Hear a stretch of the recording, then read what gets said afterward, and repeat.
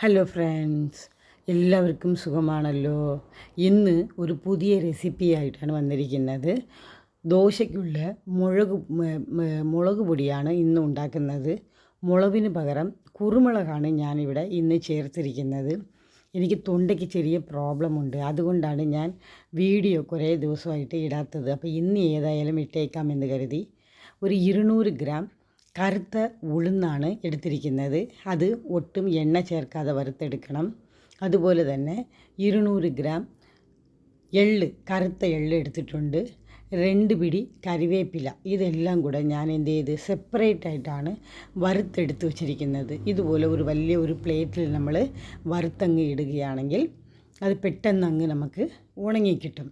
അതുകൊണ്ടാണ് ഒരു 10 ഗ്രാം കുരുമുളകാണ് എടുത്തിരിക്കുന്നത്. മുളക് ചേർക്കാതെ കുരുമുളക് ഉപയോഗിച്ചാണ് ഈ ദോശപ്പൊടി ഉണ്ടാക്കുന്നത്. ഇത് ആരോഗ്യത്തിന് നല്ലതാണ്. ചുമപ്പ് മുളകാണെങ്കിൽ വറമുളകാണെങ്കിൽ എൻ്റെ മക്കൾക്ക് ഇഷ്ടമില്ല. അതുകൊണ്ടാണ് ഞാൻ 10 ഗ്രാം കുരുമുളക് എടുത്തിട്ടുണ്ട്. ഇതും കൂടെ വറുത്ത് നമുക്ക് തണുക്കാൻ വേണ്ടി ഒരു പ്ലേറ്റിൽ നമുക്ക് ഇട്ട് വയ്ക്കണം. അപ്പോൾ ഇത്രയും സാധനങ്ങളാണ് വേണ്ടത്. നമുക്ക് ഇതെല്ലാം കൂടെ നന്നായിട്ട് ഇത്തിരി തണുക്കട്ടെ. ഇത് കഴിഞ്ഞിട്ട് നമുക്ക് വേണ്ടത് ഒരു സ്പൂൺ കായപ്പൊടി വേണം, ആവശ്യത്തിനുള്ള ഉപ്പ് വേണം, വെളുത്തുള്ളി കൂടെ വേണം. ഒരു 20 ചെറിയ കഷ്ണം വെളുത്തുള്ളി കൂടെ നമുക്ക് വേണം.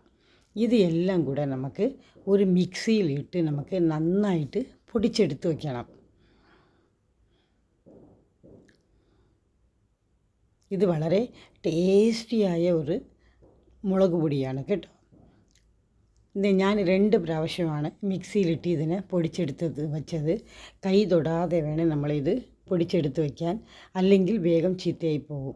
ഇത് മകൾക്ക് കൊടുത്തുവിടാൻ വേണ്ടിയിട്ടാണ് ഞാൻ ഇത് ഉണ്ടാക്കിയത്. ഇനി ഇതിനെ ഞാൻ ഒരു പാക്കറ്റിലാക്കിയാണ് അവർക്ക് കൊടുത്തുവിട്ടത്. 1 വർഷമായാലും ഇത് കേടുകൂടാതെ നമുക്ക് സൂക്ഷിക്കാവുന്നതാണ്. സകലം നമുക്ക് കൂടെ വേണ്ടിയിട്ട് ഒരു ചെറിയ കുപ്പിയിലെടുത്ത് മാറ്റി ഇതുപോലെ ഒരു 3 പ്രാവശ്യം ജാറിലാണ് ഞാൻ പൊടിച്ചെടുത്ത് 3 പാക്കറ്റായിട്ടാണ് മകൾക്ക് കൊടുത്തു വിട്ടത്. ഇന്ന് ഇഡലിയാണ് ഉണ്ടാക്കിയത്. നല്ല സോഫ്റ്റ് ഇഡലിയാണ് കേട്ടോ. ഡൊപ്പി അരി കൊണ്ട് ഉണ്ടാക്കിയ ഇഡലിയാണ്. ഇത് വളരെ സോഫ്റ്റാണ്. ഹോട്ടലിൽ പോലെ ഇത്രയും സോഫ്റ്റായിട്ടുള്ള ഇഡലി കിട്ടില്ല. അത്ര സൂപ്പർ ഇഡലിയാണ് ഞാൻ ഉണ്ടാക്കുന്നത്. ഈ ഇഡലിയുടെ കൂടെ സാമ്പാർ, ചട്നി, ഈ ദോശപ്പൊടി കൂടെയാണ് ചേർക്കുന്നത്. ഈ ദോശപ്പൊടിയിൽ നല്ലെണ്ണ കൂടെ ഒഴിക്കും കേട്ടോ. നല്ലെണ്ണ ഒഴിക്കുമ്പോൾ നല്ല ടേസ്റ്റായിരിക്കും ദോശപ്പൊടി. ഈ വീഡിയോ ഇഷ്ടപ്പെടുകയാണെങ്കിൽ ലൈക്ക് ചെയ്യണം, ഷെയർ ചെയ്യണം, സബ്സ്ക്രൈബ് ചെയ്യണം. ഇതുപോലെ നിങ്ങളും ദോശപ്പൊടി ഉണ്ടാക്കി നോക്കണം കേട്ടോ. വളരെ ടേസ്റ്റ്